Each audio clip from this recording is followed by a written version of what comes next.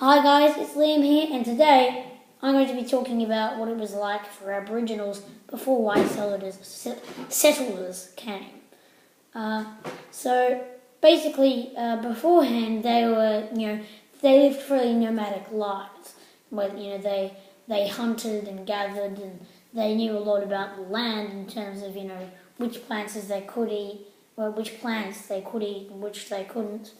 And they knew where the best places and when to go if you needed to hunt animals.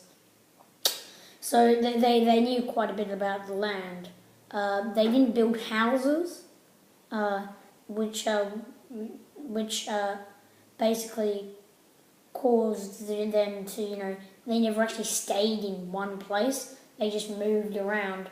They did have general areas where they'd keep to that area. They didn't really. Some of them didn't cross across the entire the entire country or anything. But they generally just kind of stayed. They didn't stay. Let's say I'm living in a house right now, as you can see. They didn't have houses. They may have stuck to a general area that they knew, but they didn't stay in any place for too long. So they did have things like tents, but they weren't really considered houses since they basically just blew away with the wind after a few months or something. So when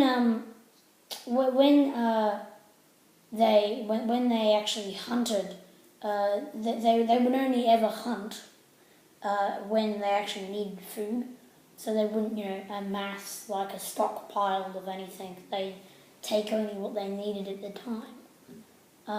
They lived in many different tribes, which basically, since they lived in so many tribes and they had so many different languages and ways of expressing themselves and all sorts of different culture.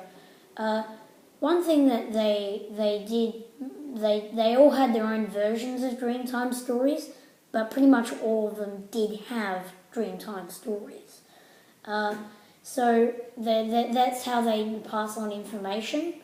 Like each tribe would have their own Dreamtime story about the area that they were, and talk about it in a way that's helpful for young people, or like something like about a story of someone like a snake that bit one of the tribe members and killed them. So it's just like, beware of snakes, and there was like kind of a moral to be learned, and in that way it was very successful. It was very good at teaching people teaching the young ones what to do. So yeah. That's how they lived at the time.